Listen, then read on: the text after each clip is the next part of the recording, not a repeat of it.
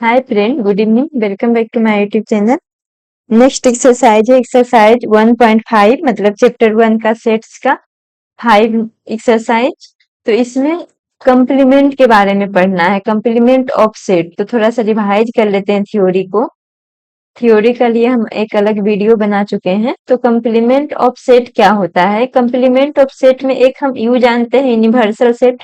तो universal set में क्या होता है? यूनिवर्सल सेट एक बेसिक सेट होता है जिसमें सारा एलिमेंट होता है। जैसे सपोज करो कि यू इक्वल टू 1 to 6 लिए हैं और इसका एक सबसेट ले रहे हैं ए 1 2 3। तो अब ए डैश क्या होगा? ए डैश कहने का मतलब कंप्लीमेंट ऑफ ए क्या होगा? तो कंप्लीमेंट ऑफ ए जो होता है यू माइनस ए। तो यहाँ तो सेट है, सेट में डिफरेंस जाएगा नहीं। तो यू माइनस ए कहने का क्या मतलब है कि जो यू में एलिमेंट है और जो ए में नहीं है। तो ऑफ कोर्स यूनिवर्सल सेट में सारा एलिमेंट होगा, मतलब ज्यादा होगा, और बाकी इसका सबसेट। सबसेट का मतलब ही होता है छोटा सेट या फिर एक पार्ट, सेट का एक पार्ट। तो हम हमेशा बड़ा में से छोटा को घटाएंगे। तो यहाँ पे सारा एलिमेंट में से जो एलिमेंट मैच कर रहा है उसको माइनस कर देंगे। मतलब कि 1 2 3 मैच कर रहा है और इसमें भी 1 2 3 मैच कर रहा है, तो बाकी कौन सा बच गया? 4 5 6। जो कंप्लीमेंट आता है वो जो सेट रहता है, जैसे देखो सेट क्या था 1 2 3, इसका जस्ट अपोजिट आया, इसका कोई एलिमेंट नहीं आया। और ये कहाँ से डिफाइन होगा? तो ये यूनिवर्सल सेट से डिफाइन होगा कि यूनिवर्सल सेट में क्या है और इस सबसेट में क्या है। उसी के बेसिस पे हम कंप्लीमेंट ऑफ सेट निकालेंगे। तो इसी पे बेस्ड पूरा क्वेश्चन है। स्टार्ट करते हैं क्वेश्चन नंबर फर्स्ट से। लेट यू इक्वल टू, यहाँ पे भी देखो जहां पे भी कंप्लीमेंट आएगा वहां यूनिवर्सल सेट होगा ही होगा। तो यहाँ पे कह रहा है कि U equal to 1 2 3 4 5 6 7 8 9। A equal to 1 2 3 4 देख रहे हैं कि इसी का एक सबसेट हो जाएगा। जैसे यूनिवर्सल सेट 1 to 9 तक है तो इसका एक सबसेट ए है 1 2 3 4 और बी है 2 4 6 8। देखो जरूरी नहीं है कि सारा एलिमेंट मैच ही हो, जो भी सबसेट है हो सकता है कि दोनों सबसेट में एलिमेंट मैच हो या फिर नहीं भी हो। And C equal to 3 4 5 6। तो तीन अलग अलग इस यूनिवर्सल सेट का सबसेट दिया है। क्या निकालना है? फाइंड ए डैश। फर्स्ट में निकालना है ए डैश। तो ए हमको मालूम है, यू कितना है? 1 2 3 4 5 6 7 8 9। और ए कितना है? तो 1 2 3 4। हम ए डैश निकालना है। तो ए डैश इक्वल टू हम जानते हैं कि यूनिवर्सल सेट में ए का जस्ट अपोजिट, मतलब जो एलिमेंट यूनिवर्सल सेट से मैच कर रहा है वो एलिमेंट ए डैश में नहीं होना चाहिए। मतलब यूनिवर्सल सेट में से उस सेट को हम लोग माइनस करेंगे। तो माइनस करने का मतलब जो एलिमेंट मैच कर रहा है उसको हटा करके बाकी सारा एलिमेंट लिखेंगे। तो यू माइनस है। अभी यू में कितना एलिमेंट है? 1 से 9 तक। और ए में क्या है? 1 2 3 4 है। तो यू माइनस है तो बाकी सारा एलिमेंट जो कॉमन एलिमेंट है उसको छोड़ करके बाकी सारा एलिमेंट का वैल्यू कंप्लीमेंट ऑफ ए देगा। तो ए का वैल्यू हो जाएगा 5, सॉरी कंप्लीमेंट ऑफ ए का जो सेट बनेगा वो आ जाएगा 5 6 7 8 9। ये हो जाएगा ए डैश। उसी तरह से सेकंड में बी डैश निकालना है। तो बी इक्वल टू कितना दिया हुआ है? 2 4 6 8। अब जो मैच कर रहा है बी डैश इक्वल टू भी वही हो जाएगा, क्योंकि सारा यूनिवर्सल सेट से ही हम यूनिवर्सल सेट के बेसिस पे ही हम लोग अगला सेट निकालते हैं। जैसे बी ए भी यूनिवर्सल सेट का ही एक सबसेट है, बी डैश ए भी यूनिवर्सल सेट का ही सबसेट आएगा, लेकिन बी से डिफरेंट आएगा। मतलब जो बी में एलिमेंट है वो इसमें नहीं आएगा। तो ये यू माइनस बी हो जाएगा। अब देखो तो 2 4 6 8, अब इस एलिमेंट को घटा देंगे। और देखो हमेशा ये ध्यान रखना है कि अगर कोई भी सबसेट होता है, जैसे बी सबसेट होता है ए का, मतलब बी का ऑल एलिमेंट ए में रहता ही रहता है। तो सारा एलिमेंट रहेगा तो हम आसानी से माइनस कर पाएंगे। तो 2 4 6 से 8 घटा देंगे तो 1 हो जाएगा, 3 हो जाएगा, 5 7 1 2 नहीं होगा, 3 4 नहीं होगा, 5 7 8 नहीं होगा और 9 होगा। तो ये जो एलिमेंट आएगा, ये जो सबसेट बना है ये भी एक बी डैश होगा। अब उसी तरह से क्वेश्चन नंबर थर्ड में कह रहा है ए यूनियन सी का डैश। तो कंप्लीमेंट निकालना है ए यूनियन सी का। तो उसके लिए सबसे पहले ए यूनियन सी निकालेंगे। सी में कितना दिया हुआ था? सी में दिया हुआ था 3 4 5 6। ए में है 1 2 3 4। सी में कितना है? तो 3 4 5 6। और यूनिवर्सल सेट कितना है? तो 1 2 3 4 डॉट डॉट डॉट 9 तक। तो देखो ए यूनियन सी ये भी यूनिवर्सल सेट के बेसिस पे ही निकलेगा, लेकिन सबसे पहले हमको ए यूनियन सी निकालना है, उसके बाद पूरा का कंप्लीमेंट निकालना है तो ए यूनियन सी में अब देखेंगे कौन कौन सा एलिमेंट आ रहा है। तो ए यूनियन सी में जो एलिमेंट मैच कर रहा है, यूनियन मतलब क्या होता है, सारा एलिमेंट लिखना है, जो मैच नहीं कर रहा है उसको भी, और जो मैच कर रहा है उसको 1 बार लिखना है। तो 1 हो जाएगा, 2 हो जाएगा, फिर 3 मैच कर रहा है तो एक बार लिखेंगे, 4 हो जाएगा, 5 हो जाएगा और 6 हो जाएगा। तो सारा एलिमेंट यूनियन मतलब ऐसे ही हम जानते हैं कि स्ट्रॉन्ग मतलब सारा एलिमेंट एक साथ लिखेंगे। तो ए यूनियन सी आ गया। अब ए यूनियन सी का डैश, अब इसका कंप्लीमेंट निकालेंगे। तो इसका कंप्लीमेंट निकालने का मतलब, कहने का मतलब, जो एलिमेंट इसमें है यूनिवर्सल सेट वाले में से इसको माइनस कर देंगे, मतलब U minus A union C. देखो यहाँ पे यू जो है, ये यू रिप्रेजेंट कर रहा है यूनिवर्सल सेट को, और ये जो यू है ए यूनियन को रिप्रेजेंट कर रहा है, इससे कंफ्यूज नहीं होना है। तो u माइनस है। अब देखो तो ए यूनियन सी में कौन कौन सा एलिमेंट है, तो 1 2 3 4 5 6, इसको हम u से माइनस कर देंगे। तो 1 है तो 1 माइनस 1 0, ऐसे भी कर सकते हैं। 2 है तो 2 2 0 हो जाएगा, 3 3 0 हो जाएगा, 4 5 6 तक 0 हो जाएगा, बचेगा क्या, 7 8 9। तो ये हो गया ए यूनियन सी का कंप्लीमेंट। 4 में है ए यूनियन बी का कंप्लीमेंट, तो 4 में उसी तरह से निकालेंगे। ए यूनियन बी क्या आ जाएगा, अब देखो तो ए में क्या है, 1 2 3 4 है, इसमें 2 4 6 8 है। तो ए में 1 2 3 4 और 2 4 6 8, तो सारा एलिमेंट लिखेंगे 1 2 3 4, और क्या हो जाएगा, 5 नहीं है, 6 और 8, ये आ जाएगा, सारा एलिमेंट आ गया। हमको निकालना है ए यूनियन बी का डैश। तो ए यूनियन बी का universal set minus A union B. अब यूनिवर्सल सेट क्या हो जाएगा इसमें, 1 to 9 तक हमको मालूम है कि यूनिवर्सल सेट तो सेम ही रहेगा 1 to 9 तक। तो अब 1 में से जो ए सेट में से है इसको हटा करके यूनिवर्सल सेट को लिखेंगे। तो 1 है तो 1 नहीं लिखेंगे, 2 3 4 नहीं लिखेंगे, 5 लिखेंगे, 6 नहीं है, 6 है तो 6 नहीं लिखेंगे, 7 तो 7 लिखेंगे, 8 है तो 8 नहीं लिखेंगे, बाकी कौन सा बच गया, 9। तो 5 7 9 इस क्वेश्चन नंबर 4 का आंसर हो गया। क्वेश्चन नंबर 5 में कह रहा है ए डैश का डैश मतलब कंप्लीमेंट ऑफ ए का भी कंप्लीमेंट निकालना है। तो हम पढ़े हैं कि कोई सा भी सेट पे डबल कंप्लीमेंट होता है, हम ऐसे भी फॉर्मूला जानते हैं कि A dash double complement same value देता है। तो यहाँ पे अगर ए का कंप्लीमेंट निकालने का रहा, जैसे देखो इसको हम निकाल लेते हैं, अब वैल्यू तो ए के इक्वल ही आएगा, मतलब ए ही सेम वैल्यू आ जाएगा। देखो इसका पहले ए डैश निकालेंगे तो ए डैश कितना आ जाएगा, अब यूनिवर्सल सेट में 1 to 9 तक एलिमेंट बिलोंग कर रहा था, तो ए डैश में 1 2 3 4 तो ए में है, तो ए डैश में नहीं होगा, क्या क्या होगा, 5 6 7 8 9, ये वाला एलिमेंट हो जाएगा। और ए डैश का भी डैश, तो ए डैश का भी डैश, अब ए डैश में कौन सा एलिमेंट है, तो ये वाला है। अब ए डैश का इस कंप्लीमेंट का कंप्लीमेंट निकाल रहे हैं, तो इस कंप्लीमेंट में जो है वो यूनिवर्सल सेट में से माइनस कर देंगे, मतलब यू माइनस ए डैश।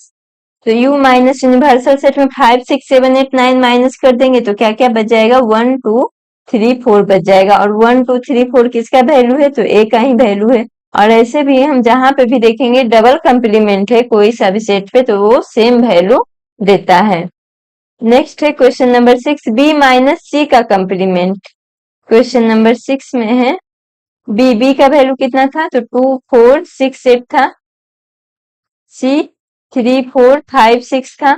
बी माइनस सी का कंप्लीमेंट, बी माइनस सी का कंप्लीमेंट इक्वल टू व्हाट निकालना है। तो सबसे पहले जो ब्रैकेट के अंदर है वो वाला वैल्यू निकालेंगे। तो बी माइनस सी, देखो माइनस में सेट का माइनस भी वैसे ही करते हैं, जो एलिमेंट नहीं रहता है उसको हम लोग हटा करके लिखते हैं। तो यहाँ पे देखो तो कौन कौन सा एलिमेंट मैच कर रहा है। यहाँ पे एक चीज और ध्यान रखना है कि अगर बी माइनस सी निकाल रहे हैं तो यहाँ पे देखना है कि बी में कौन सा एलिमेंट मैच कर रहा है। हमको सारा एलिमेंट से मतलब नहीं है, मतलब बी में सी का कौन सा एलिमेंट मैच कर रहा है, तो बी से सी का कौन सा एलिमेंट मैच कर रहा है, तो 4 और 6 ये दोनों एलिमेंट मैच कर रहा है। तो बी में कितना बच गया, देखो ध्यान देना, ऐसा नहीं कि बी सी दोनों में बच गया, बी में सी को हम माइनस कर रहे हैं तो सेम वाला एलिमेंट माइनस हो जाएगा, बाकी वैल्यू जो बचेगा वो बी माइनस सी देगा। अगर सी माइनस बी निकालते हैं तो देखो तो सी और बी में, सी में माइनस कर रहे हैं तो सी में कौन सा एलिमेंट मैच कर रहा है, 4 6, तो क्या वैल्यू बच जाता, 3 और 5 बच जाता। हमको बाद वाले से बस मतलब है, जहां पे भी दो सेट का माइनस करेंगे तो बाद वाले सेट से मतलब है कि इससे कितना एलिमेंट मैच कर रहा है जिसमें हमको माइनस करना है। तो बी माइनस सी 2 8 आ गया, और इसका कंप्लीमेंट निकालना है तो यूनिवर्सल सेट से निकालेंगे। तो बी माइनस सी का जो कंप्लीमेंट होगा, यूनिवर्सल सेट में 1 to 9 तक है तो इसमें हम 2 8 को माइनस कर देंगे तो 1 3 4 5 6 7 8 नहीं होगा और 9। तो ये हो गया बी माइनस सी का कंप्लीमेंट। नेक्स्ट क्वेश्चन है, बस हमको कंप्लीमेंट में ध्यान रखना है कि कंप्लीमेंट क्या होता है। एक यूनिवर्सल सेट होता है, एक सबसेट, और हमको सबसेट का कंप्लीमेंट निकालने देता है। तो जो सबसेट का कंप्लीमेंट होगा वो यूनिवर्सल सेट में से उस सेट को हम माइनस करेंगे। माइनस करने का मतलब, कहने का मतलब जो एलिमेंट मैच कर रहा है उसको हटा करके बाकी यूनिवर्सल सेट का सारा एलिमेंट निकालेंगे तो उस सबसेट का कंप्लीमेंट आएगा। नेक्स्ट क्वेश्चन है question number second, if u equal to A B C D E F G H, u equal to मतलब यूनिवर्सल सेट दिया हुआ है तो u इक्वल टू कितना दिया हुआ है, A B C D E F G H. Find the complement of the following set, जो सेट दिया है इसका कंप्लीमेंट निकालना है। तो सेट जो फर्स्ट में क्या दिया है, ए सेट दिया है तो इसका कंप्लीमेंट मतलब ए डैश निकालना है। तो ए डैश इक्वल टू क्या हो जाएगा, ए डैश यू माइनस है। हम ऐसा बता रहे हैं कि कंप्लीमेंट में जिस सेट का कंप्लीमेंट निकालना कहेगा, हम देखेंगे कि उस सेट का जो एलिमेंट यूनिवर्सल सेट से मैच कर रहा है उसको छोड़ करके बाकी जो बच रहा है यूनिवर्सल सेट में वो सारा एलिमेंट लिखेंगे। तो ए बी सी इसमें है तो अब ए बी सी वाले को माइनस कर देंगे, बच क्या गया, D E F G H. तो फर्स्ट सेट का कंप्लीमेंट ये आ गया, ये आंसर हो जाएगा। सेकेंड में कह रहा है B equal to D E F G. अब यूनिवर्सल सेट तो सेम ही रहेगा, सबसेट इसका चेंज हो रहा है तो डी एफ जी, अब इसका भी कंप्लीमेंट निकालना है तो बी डैश इक्वल टू हो जाएगा u minus B. A B और u का वैल्यू कितना है, A B C D E F G H minus D E F G. देखो u में जो नंबर ऑफ एलिमेंट होगा हमेशा सबसेट के इक्वल होगा या सबसेट से ज्यादा ही होगा, क्योंकि ये सारा सबसेट है। सबसेट कहने का मतलब एक छोटा पार्ट, स्मॉल पार्ट या इक्वल पार्ट, इससे बड़ा कभी नहीं होगा। तो अब यहाँ पे इसमें से इसको घटाएंगे तो d मिल रहा है, e मिल रहा है, f मिल रहा है, g मिल रहा है, ये सारा एलिमेंट माइनस होकर के 0 हो जाएगा। बाकी क्या क्या बच गया, तो a b सेट करके लिखेंगे, a b c और h। तो b का कंप्लीमेंट इक्वल टू आ गया a b C H. Second का आंसर हो गया। क्वेश्चन नंबर थर्ड में दिया है सी इक्वल टू ए सी ई जी, तो उसी तरह से इसका कंप्लीमेंट, इस सेट का कंप्लीमेंट सी डैश हो जाएगा। और सी डैश मतलब जो वैल्यू है उसको छोड़ करके लिखेंगे तो ए से एच तक है और ए सी ई जी है तो बी हो जाएगा, डी हो जाएगा, ई नहीं होगा, एफ हो जाएगा, जी नहीं होगा और एच आ जाएगा। तो B D F H question number third का आंसर होगा। फोर्थ में कह रहा है सेट डी दिया हुआ है, D equal to F G H A, तो यहाँ पे माइनस करेंगे, डी कंप्लीमेंट निकालना है, कंप्लीमेंट ऑफ सेट डी मतलब D dash equal to universal set में से ए एफ जी एच को माइनस करेंगे तो A F G H minus करेंगे, बचेगा क्या क्या, बी सी डी ई, तो ये हो जाएगा डी का कंप्लीमेंट। नेक्स्ट है question number third, taking the set of natural number as universal set. इसमें क्या कर रहा है, जो यूनिवर्सल सेट है हम पहले लिख लेते हैं, universal set equal to N, और एन इक्वल टू हम क्या जानते हैं 1 2 3 4 डॉट डॉट डॉट, ये आ जाएगा। इसको यूनिवर्सल सेट के रूप में लिखना है और write down the complement of the following set, और नीचे जो भी सेट है इसका कंप्लीमेंट निकालना है। तो कंप्लीमेंट मतलब अगर कह रहा है कि उसका एलिमेंट x इक्वल 3 है, a का अगर ए एक सेट है, एलिमेंट x इक्वल टू 3 है तो इसका कंप्लीमेंट इसके जस्ट अपोजिट हो जाएगा, मतलब x नॉट इक्वल टू 3। उसी तरह से अगर कहेगा ए x लेस देन 7 है तो इसके जस्ट अपोजिट हो जाएगा कंप्लीमेंट, मतलब x ग्रेटर देन 7, और इक्वल टू भी रहेगा, इक्वल टू का भी साइन मतलब x लेस देन 7 नहीं होना चाहिए, तो इसका कंप्लीमेंट होगा मतलब कि x का वैल्यू हमेशा ग्रेटर देन 7 होना चाहिए, ये इक्वल टू 7 होना चाहिए। जस्ट अपोजिट ध्यान रखना, और अपोजिट भी ऐसा नहीं है कि सारा तरह जहां इक्वल है वहां नोट लगा देंगे, बस वैसा नहीं होगा। यहाँ पे जैसे देखो क्वेश्चन नंबर फर्स्ट में सेट जो दिया हुआ है x is N even natural number, तो इवन का अपोजिट क्या होता है और, तो यहाँ पे इसका जो कंप्लीमेंट होगा, सबका हम बस कंप्लीमेंट का आंसर लिख रहे हैं कि x is an odd natural number. देखो नेचुरल नंबर। ये हो जाएगा कि x का इसका अपोजिट, इवन का अपोजिट कंप्लीमेंट लिखना है, मतलब इसका अपोजिट लिखना है। तो अगर x सेट में दिया है कि x इवन नेचुरल नंबर होना चाहिए, तो इसका अपोजिट क्या हो जाएगा कि x is a odd natural number आना चाहिए। उसी तरह से सेकंड में दिया हुआ है कि x is an odd natural number, इसी का जस्ट अपोजिट है। तो इसका कंप्लीमेंट वाला जो सेट हो जाएगा x is N even natural number. ये हो जाएगा क्वेश्चन नंबर सेकंड का कंप्लीमेंट। थर्ड में कह रहा है कि x is A positive multiple of 3, मतलब x को होना चाहिए पॉजिटिव मल्टीपल ऑफ 3, 3 का मल्टीपल होना चाहिए। तो अब इसको कैसे लिखेंगे, देखो तो, मतलब मल्टीपल ऑफ 3 तो नॉट मल्टीपल ऑफ 3 हो जाएगा। तो थर्ड में लिखेंगे x बिलोंग्स टू n। देखो अब यहाँ पे ऐसा क्यों नहीं लिखे, ये दोनों में ऐसा क्यों नहीं लिखे, यहाँ पे नेचुरल नंबर लिखा ही हुआ, मतलब एलिमेंट जो है नेचुरल नंबर में ही से आएगा, लेकिन इसमें सिर्फ लिखा हुआ है कि पॉजिटिव मल्टीपल ऑफ 3। तो यहाँ पे लिखेंगे कि x is not multiple of 3, तो वो क्या कंसीडर होगा, वो यहाँ पे तो उसको डिफाइन करना पड़ेगा कि x का वैल्यू जो है n से बिलोंग करेगा and x is not a multiple of 3। ये हो जाएगा। देखो सारा में x बिलोंग्स टू n, जहां पे अगर नेचुरल नंबर नहीं हम लिख रहे हैं तो वहां पे हमको ये डिफाइन करना पड़ेगा कि जो भी एलिमेंट आएगा इस सेट का, कंप्लीमेंट हम सेट का लिख रहे हैं, तो इसका जो भी एलिमेंट होगा वो नेचुरल नंबर से बिलोंग करेगा, क्योंकि यूनिवर्सल सेट को भी हम नेचुरल नंबर का ही सेट माने हैं। तो जो भी सेट, ये भी नेचुरल नंबर का सबसेट है और ये भी नेचुरल नंबर का ही सबसेट होगा। क्वेश्चन नंबर नेक्स्ट है 4, x is A prime number. तो अब प्राइम नंबर हम क्या जानते हैं, अगर वैसे नहीं पता चला तो प्राइम नंबर क्या जानते हैं, 2 3 5 7 ये सब होता है कि नहीं। तो x is not a prime number हो जाएगा, और नॉट ए प्राइम नंबर, जो प्राइम नंबर नहीं होता है उसको हम बोलते हैं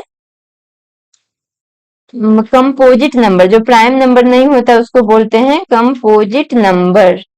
और यहाँ पे नेचुरल नंबर हमेशा पॉजिटिव रहता है, तो यहाँ पे हमको मेंशन करना पड़ेगा कि x is A positive composite number. तो इसका जो कंप्लीमेंट होगा क्वेश्चन नंबर 4 का, x belongs to n and x is a composite number. देखो x का प्राइम नंबर नहीं होना है, कहने का मतलब x belongs to n and x is a composite number. देखो अगर यहाँ पे x बिलोंग्स टू n नहीं डालते तो यहाँ पे हम क्या लिखते कि, और इसी को हम लिख सकते थे x is A positive composite number.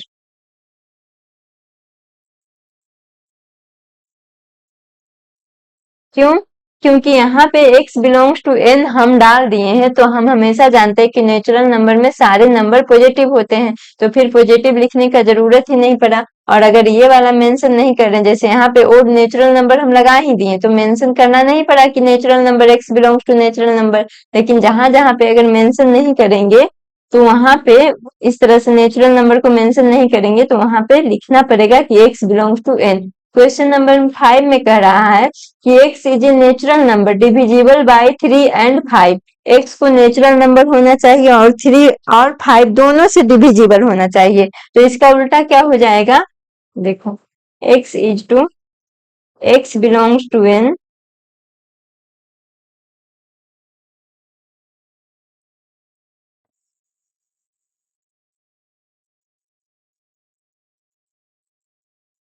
x belongs to n and x is, और क्या हो जाएगा, x नेचुरल नंबर से बिलोंग करेगा और x is not divisible by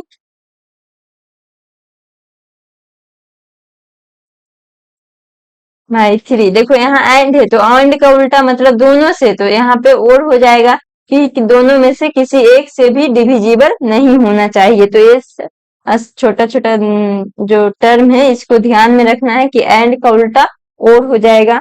उसी तरह से क्वेश्चन नंबर 6 में है x is a perfect square. तो क्वेश्चन नंबर 6 में x is not a perfect square होगा। देखो यहाँ पे भी हमको x बिलोंग्स टू n लिखना है and not a perfect square.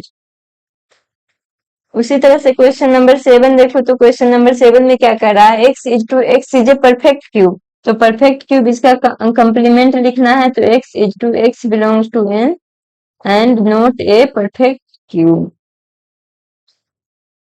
बस जो लिखा हुआ स्टेटमेंट में लिखा हुआ, तो स्टेटमेंट को हम स्टेटमेंट से ही लिखेंगे और जो लिखा हुआ उसका जस्ट अपोजिट लिखेंगे। एंड रहेगा तो वहां पे और में ध्यान रहेंगे, और जहां पे लेस देन रहेगा तो ध्यान रखना है कि उसका अपोजिट जो होगा ग्रेटर देन तो होगा ही, लेस देन का अपोजिट ग्रेटर देन होता है, लेकिन साथ साथ में इक्वल भी होगा, क्योंकि कंडीशन यही कह रहा है कि लेस देन 7 है, तो उसका अपोजिट मतलब या तो ग्रेटर देन 7 है या इक्वल टू 7 है।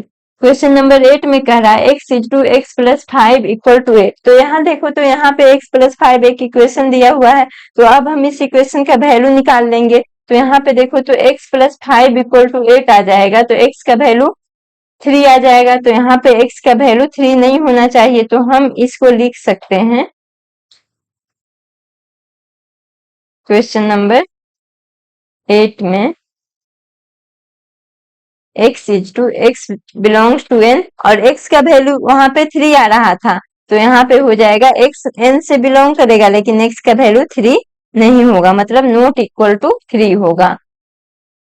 क्वेश्चन नंबर 9 में कह रहा है x is to 2x plus 5 equal to 9। अब इसमें भी x का वैल्यू निकाल लेंगे, 2x प्लस 5 इक्वल टू 9, तो 2x equal to 4, x equal to 2। तो यहाँ पे वैल्यू x का 2 के इक्वल नहीं होगा, इसका कंप्लीमेंट निकालेंगे तो इसी तरह से इसको भी लिखेंगे क्वेश्चन नंबर 9 में x belongs to n and x not equal to 2, क्योंकि जो आ रहा था इसका सेट था जिसका हम कंप्लीमेंट निकाले हैं, उसमें x इक्वल टू 2 आ रहा था, तो इसका कंप्लीमेंट में x नॉट इक्वल टू 2 होगा। अब 10 में देखो, तो 10 में कह रहा है x is to x greater than equal to 7। तो यहाँ पे ध्यान रखना कि x का value greater than equal to 7 है, तो मतलब कि इसका अपोजिट क्या होगा, लेस देन 7 ओनली हो जाएगा, क्योंकि यहाँ पे इक्वल लगा हुआ है, इसलिए इक्वल का साइन नहीं लगेगा, ग्रेटर देन का अपोजिट लेस देन होता है। तो यहाँ पे इसको हम लिख सकते हैं x बिलोंग्स टू n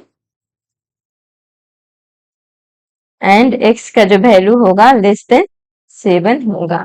अब इसका लास्ट क्वेश्चन है 11 में क्या कह रहा है, x is to x belongs to n and 2x plus 1 greater than 10। तो 2x प्लस 1 ग्रेटर देन 10 है, तो इसका मतलब x का वैल्यू क्या आ जाएगा, जैसे देखो 2x प्लस 1 ग्रेटर देन 10 है, तो x का वैल्यू जो आ जाएगा ग्रेटर देन 9/2 आ जाएगा। यहाँ से इसको करेंगे कैलकुलेट, तो अब इसका अपोजिट लिखना है, तो ग्रेटर देन 9/2 है, मतलब लेस देन इक्वल टू होना चाहिए 9/2। ये अगर a है तो ये वाला a डैश कंप्लीमेंट देगा, तो इसका हम उसी तरह से लिखेंगे x इज टू,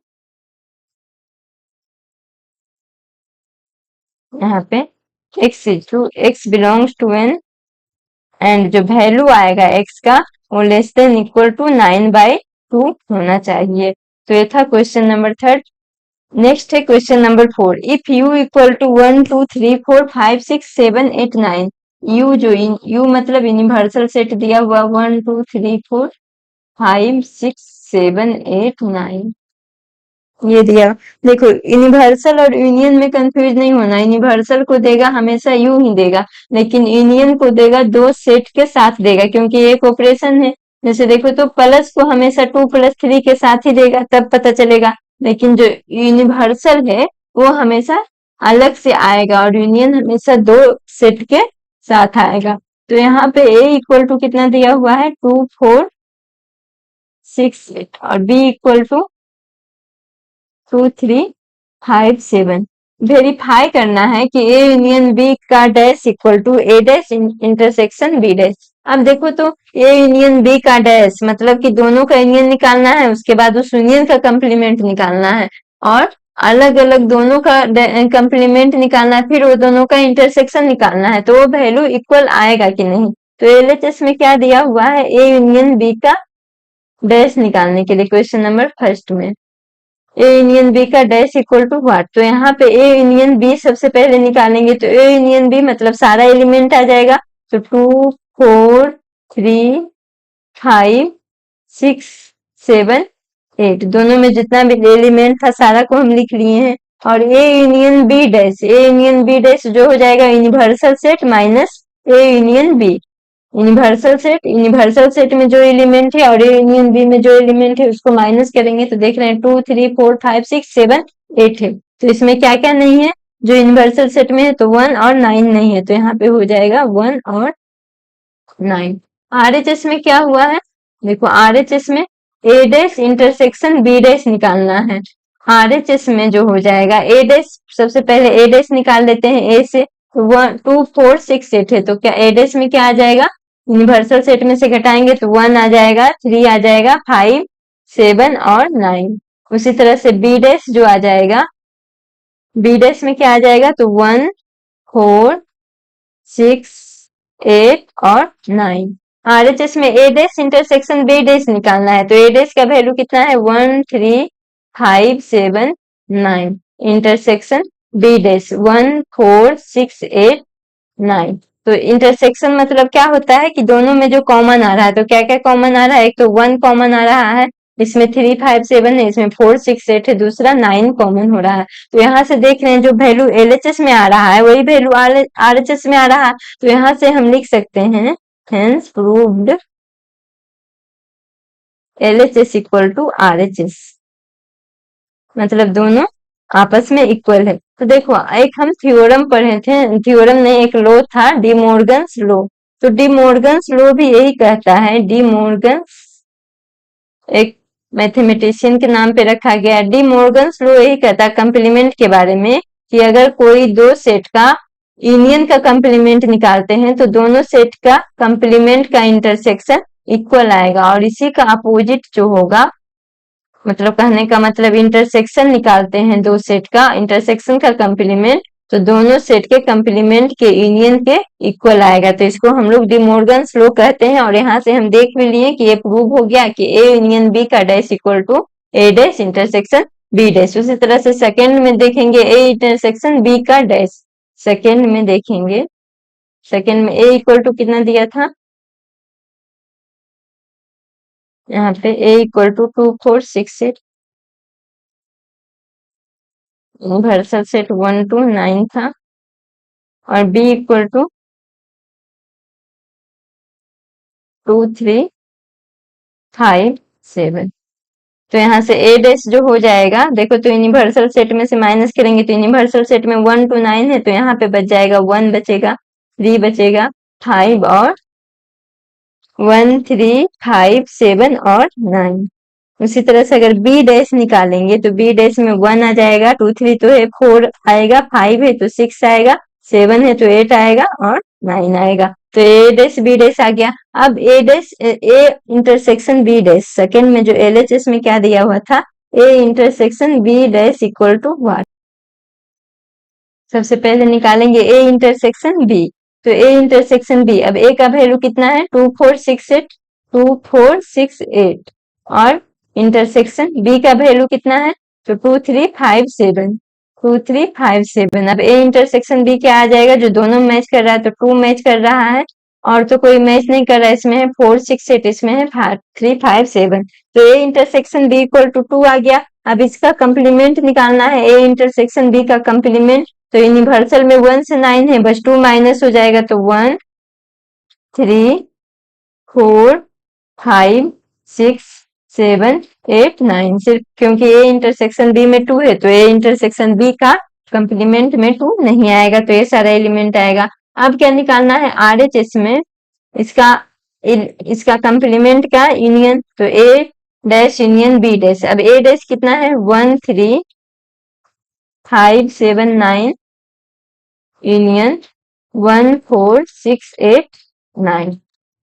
अब देखो तो दोनों यूनियन मतलब सारा एलिमेंट लिखेंगे तो 1 3 4, उसमें 5 है, उसमें 6 है, फिर इसमें 7 है, फिर उसमें 8 है, फिर 9 दोनों में कॉमन है, तो एक बार लिखेंगे। अब यहाँ से देखो तो ए इंटरसेक्शन बी डैश में भी वही आया 1 3 4 5 6 8 9, और ए डैश यूनियन बी डैश में भी आया है 1 3 4 5 6 7 8 9। तो यहाँ से हम लिख सकते हैं LHS equal to RHS prove. यही वेरीफाई करना था तो वेरीफाई कर चुके हैं हम लोग। और अभी हम पढ़े थे कि डी मॉर्गन्स लॉ में जो होता है A इंटरसेक्शन B का dash equal to A dash union B dash. बस ध्यान देना है कि अगर यहाँ पे इंटरसेक्शन लगाएंगे तो इधर जो हो जाएगा यूनियन हो जाएगा। इसको कौन सा लॉ बोलते हैं? तो डी मॉर्गन लॉ। और अभी हम एग्जाम्पल से प्रूव भी कर चुके हैं। नेक्स्ट क्वेश्चन है draw appropriate Venn diagram for each of the following. जो नीचे दिया हुआ है इसका वेन डायग्राम ड्रॉ करना है। तो वेन डायग्राम में हम देखते हैं कि एक यूनिवर्सल सेट होता है और सबसेट होता है। तो यूनिवर्सल सेट को एक रिक्टेंगल से रिप्रेजेंट करते हैं। इस तरह से एक रिक्टेंगल से रिप्रेजेंट करेंगे, ये यूनिवर्सल सेट होगा। और इसके अंदर एक इनक्लोज सर्किट होगा जो इनक्लोज सर्कल होगा जो सबसेट का रिप्रेजेंट करेगा। मतलब कि अगर ये यूनिवर्सल सेट है तो ये इसका सबसेट है। अब इसी को रिप्रेजेंट करना है, इसी तरह से जो दिया हुआ क्वेश्चन उसको रिप्रेजेंट करना। फर्स्ट में क्या दिया हुआ है? ए यूनियन बी का कंप्लीमेंट। तो हम सबसे पहले ए यूनियन बी का वेन डायग्राम रिप्रेजेंट करेंगे। और इसमें वेन डायग्राम कैसे रिप्रेजेंट करते हैं? तो एरिया को हम शेडेड करते हैं कि कौन सा एरिया रिप्रेजेंट हो रहा है। जैसे देखो तो यहाँ पे ए यूनियन बी ले रहे हैं तो एक यूनिवर्सल सेट होगा और ए यूनियन बी क्या आ जाएगा? मतलब दो अलग अलग सेट है। तो हो सकता है कि ए का कुछ एलिमेंट ए और बी में सेम रहे, तो ये दो अलग अलग सबसेट बन गया ए और बी। और हम ऐसा कंसीडर कर रहे हैं कि दोनों का कंप्लीमेंट दोनों का कुछ एलिमेंट सेम है। तो इसमें वेन डायग्राम में जो ए यूनियन बी कहाँ कहाँ है?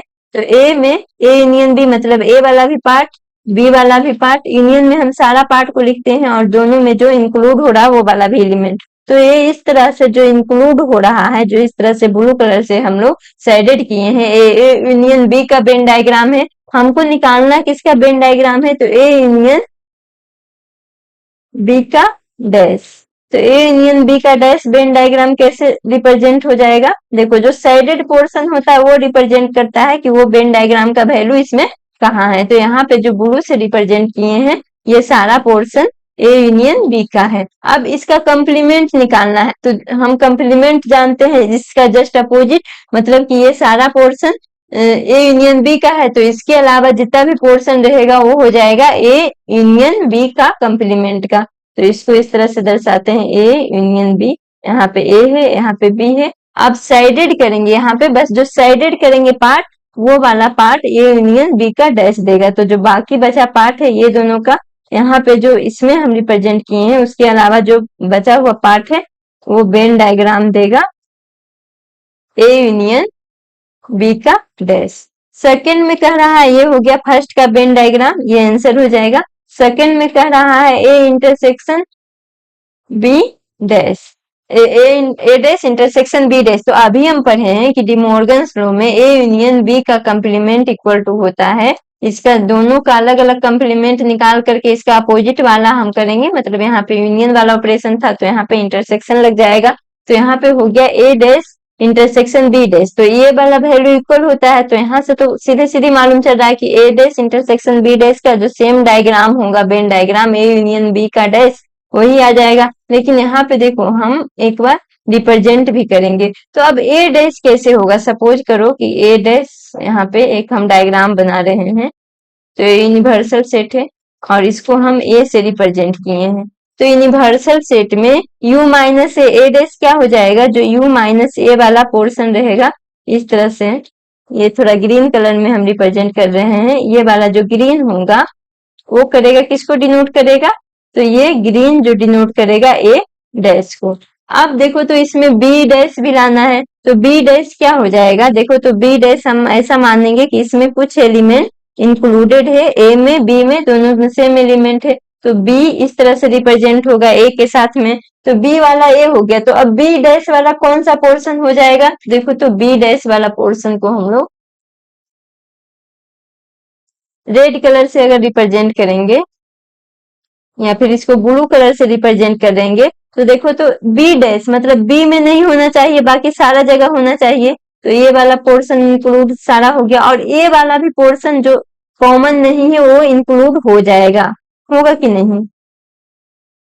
देखो तो अब देखो तो ए डैश में बी डैश में जो ब्लू रिप्रेजेंट कर रहा है वो बी डैश को रिप्रेजेंट कर रहा है। तो यहाँ पे देखो तो जो बी है वो जो रेड कलर से सर्कल बना है उसके अंदर बी है, लेकिन बी डैश कहाँ है? ए में भी है, ए में भी आ गया है। और उसी तरह से ए डैश जो है वो बी में भी आ गया है, क्योंकि इसके अलावा ए के अलावा जितना भी होगा वो बी डैश को, ए के अलावा ए मतलब ए वाला जो सर्कल है उसके अलावा जितना भी पोर्शन होगा वो सारा ए डैश का होगा। उसी तरह से बी के अलावा जितना भी पोर्शन होगा रेक्टेंगल का बी डैश का होगा। तो अब हमको इंटरसेक्शन निकालना है, दोनों का इंटरसेक्शन। तो दोनों में कॉमन क्या है? दोनों में कॉमन क्या है? तो देखो तो कॉमन मतलब दोनों कलर कहाँ कहाँ पे है? तो ऊपर है, इधर भी है, इधर भी है, इधर भी है। बस ए में दोनों कलर नहीं है, उसी तरह से बी में दोनों कलर नहीं। ए में बी डैश वाला कलर है मतलब ओनली ब्लू कलर है, और बी में ए डैश वाला कलर है, कहने का मतलब रेड कलर है। तो ये जो हो गया ये किसका हो गया? ए इंटरसेक्शन, सॉरी ये हो गया ए डैश और बी डैश का वेन डायग्राम। क्या हो गया? ये ए डैश और बी डैश का सॉरी अलग अलग वेन डायग्राम को हम रिप्रेजेंट किए हैं। अब A dash intersection B dash का वेन डायग्राम बनाएंगे तो वही वाला हो जाएगा। देखो इस तरह से यहाँ पे ए हो जाएगा और यहाँ पे बी हो जाएगा। और जो पोर्शन ये दोनों में इंक्लूडेड था, इंटरसेक्शन का वही मतलब होता है कि दोनों का इंक्लूडेड पोर्शन। तो दोनों का इंक्लूडेड पोर्शन कौन है? मतलब दोनों कलर कहाँ कहाँ पे है? तो इधर है, इधर है। ए में नहीं है, जहाँ पे ए का सर्कल है इसमें ओनली एक ही कलर है जो कि अपोजिट वाले का कलर है। उसी तरह से बी में भी ग्रीन ही कलर है, ब्लू कलर नहीं है। तो ए और बी को छोड़ करके जितना भी पोर्शन हो जाएगा ये देगा Venn diagram of A dash intersection B dash. देखो ये सेम टू सेम इसी के जैसा आया है। तो यही डिमोर्गन्स लॉ से भी प्रूव होता है। हम नहीं भी लिखते तो यहाँ पे हम लिख देते, क्योंकि A dash intersection B dash equal to A union B का डैश। तो जो ए यूनियन बी का डायग्राम है वही A dash intersection B dash का वेन डायग्राम होता। उसी तरह से इसमें सेकंड में कह रहा है, सॉरी थर्ड क्वेश्चन कह रहा ए इंटरसेक्शन बी का डैश। थर्ड में कह रहा है ए इंटरसेक्शन बी का डैश, इसका वेन डायग्राम बनाने कह रहा है। तो वेन डायग्राम सबसे पहले ए इंटरसेक्शन बी का बना लेते हैं। ए इंटरसेक्शन बी का जो वेन डायग्राम होगा ए हो जाएगा, बी हो जाएगा और ये यू हो जाएगा। तो ए इंटरसेक्शन बी का जो वेन डायग्राम होगा दोनों में कॉमन आना चाहिए। तो दोनों में कॉमन क्या है? बस ये वाला पोर्शन आ जाएगा, आएगा कि नहीं? ए इंटरसेक्शन बी का वेन डायग्राम यही वाला साइडेड एरिया आएगा। ए है और ये बी है। तो जो ए ब्लू से है वो वेन डायग्राम है ए इंटरसेक्शन बी का। हमको किसका निकालना है? ए इंटरसेक्शन बी का कंप्लीमेंट का। तो ए इंटरसेक्शन बी का कंप्लीमेंट जिसमें ए बी का आ रहा है उसको छोड़ करके, तो इसका जो वेन डायग्राम होगा ये वाला पोर्शन होगा, यहाँ पे ए होगा, यहाँ पे बी होगा। और जो इंक्लूडेड साइडेड पोर्शन था उसको साइडेड ना करके बाकी सारे पोर्शन को हम लोग साइडेड करेंगे। ए वाला भी साइडेड होगा लेकिन ये जो इंक्लूडेड पोर्शन है वो साइडेड नहीं होगा। तो यहाँ पे हो जाएगा ये है ए इंटरसेक्शन बी का कंप्लीमेंट का वेन डायग्राम। इसी का फोर्थ नंबर क्वेश्चन में कह रहा है कि A dash union B dash, जैसे हम पढ़े थे इसमें इसका अपोजिट। तो थर्ड का क्वेश्चन नंबर फोर्थ जो है अपोजिट है, मतलब डिमोर्गन्स लॉ से ए डैश यूनियन बी डैश का वेन डायग्राम निकालना है। तो ये भी डिमोर्गन्स लॉ से दोनों इक्वल होता है तो इसी का वेन डायग्राम आ जाएगा। अब हम इसको अलग से भी देख लेते हैं कि कैसे निकालेंगे। तो फिर से हम ए डैश का वेन डायग्राम निकालेंगे, ए डैश को कलर से रिप्रेजेंट करेंगे। सपोज करो ये ए है तो इसका कंप्लीमेंट कहाँ कहाँ पे आएगा? तो ये जो ब्लू कलर से शेडेड है ये सारा कंप्लीमेंट का वैल्यू देगा। उसी तरह से अगर बी को हम रिप्रेजेंट करें तो बी कहाँ रिप्रेजेंट होगा? हम मानते हैं कि कुछ एलिमेंट ए में भी है तो इस तरह से ये वाला बी रिप्रेजेंट होगा। तो ये बी होगा। अब बी डैश कहाँ कहाँ पे हो जाएगा? तो बी वाले सर्कल में नहीं रहेगा, बाकी सारा जगह बी डैश होगा।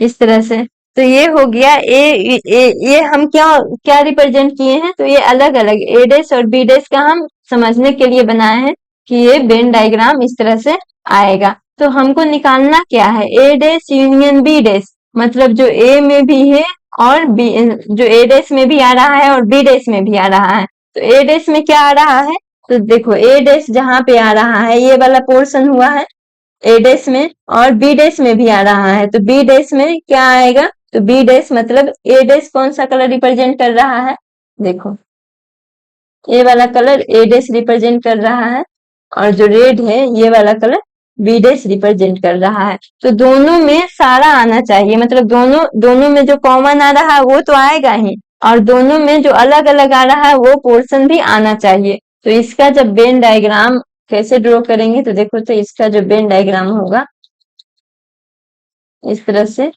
एक ए हो जाएगा और एक बी हो जाएगा, ये है और बी है।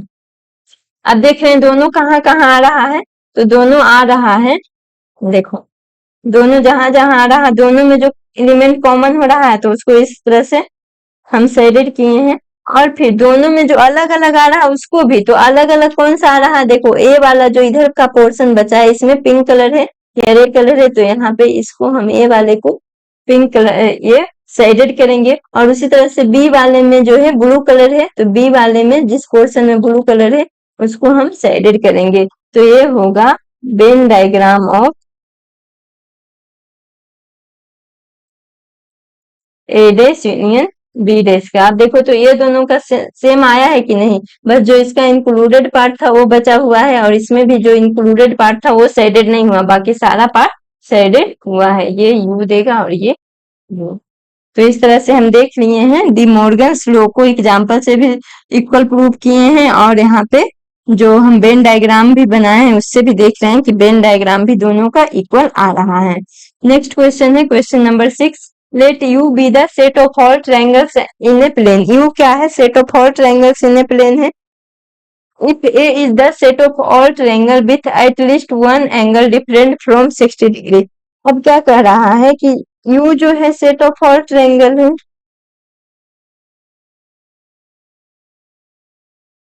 ऑल ट्रायंगल्स कहने का मतलब इक्विलेटरल, आइसोसेलेस, स्केलन, तीनों तरह का ट्रायंगल आ रहा है एंगल पे के बेसिस पे। अब क्या कह रहा है कि if A is the set of all triangles, A क्या कह रहा है, ए जो है set of all triangles at least one angle different from 60 degree. एक एंगल जो होना चाहिए 60 डिग्री से डिफरेंट होना चाहिए। तो कहने का मतलब है अगर इसका कंप्लीमेंट निकालेंगे तो इसका अपोजिट हो जाएगा, मतलब एक एंगल जो होना चाहिए 60 डिग्री होना चाहिए। तो जब एक एंगल 60 डिग्री होगा तो उसको हम आसानी से बोलेंगे कि वो एक इक्विलेटरल ट्रायंगल है। यहाँ पे एट लीस्ट दिया है, मतलब कम से कम एक एंगल 60 डिग्री से अलग होना चाहिए। कहने का मतलब तीनों एंगल 60 डिग्री से अलग होना चाहिए।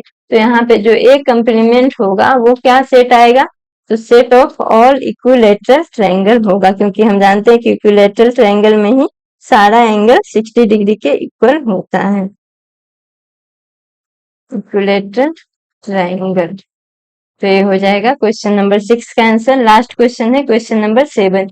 Fill in the blanks to make each of the following a true statement. नीचे फिल इन द ब्लैंक्स दिया है, इसको भरना है कि क्या आएगा। तो फर्स्ट में है ए यूनियन ए का कंप्लीमेंट इक्वल टू क्या आएगा, डॉट डॉट डॉट। तो अब देखो तो यूनियन जहां पे भी कंप्लीमेंट है वहां पे है एक यूनिवर्सल सेट।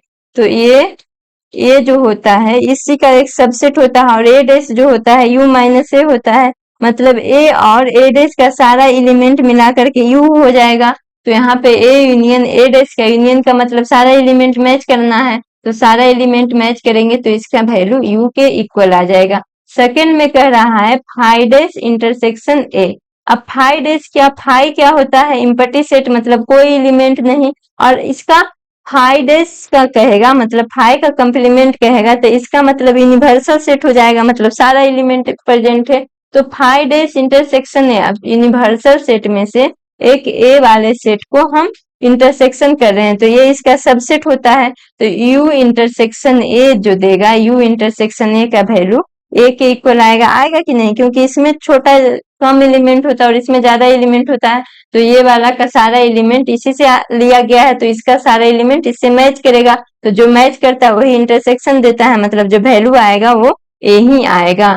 तो सेकेंड नंबर का फिल इन द ब्लैंक्स में ए फिल होगा। थर्ड नंबर में है ए इंटरसेक्शन ए डैश। अब देखो तो ए इंटरसेक्शन ए डैश, ये तो ऐसे ही फाई हो जाएगा, क्योंकि हम जानते हैं कि ए इंटरसेक्शन ए और ए डैश दोनों अपोजिट होता है, तो अपोजिट होता है मतलब एक भी एलिमेंट मैच नहीं करेगा, मैच नहीं करेगा मतलब वैल्यू फाई होगा। फोर में कह रहा है यू डैश इंटरसेक्शन ए। अब यू डैश क्या होगा, यू में सारा एलिमेंट आता है और यू डैश जो हो जाएगा मतलब एक भी एलिमेंट नहीं रहेगा, तो यू डैश किसके इक्वल होगा, फाई के, और फाई इंटरसेक्शन ए, तो एक में कोई एलिमेंट नहीं है और इसमें जितना भी एलिमेंट है तो कोई मैच ही नहीं करेगा, मतलब ये भी वैल्यू आएगा फाई। तो यहाँ पे एक्सरसाइज 1.5 का सारा क्वेश्चन सोल्व हो गया है। अगले क्लास में हम लोग नेक्स्ट चैप्टर को स्टार्ट करेंगे।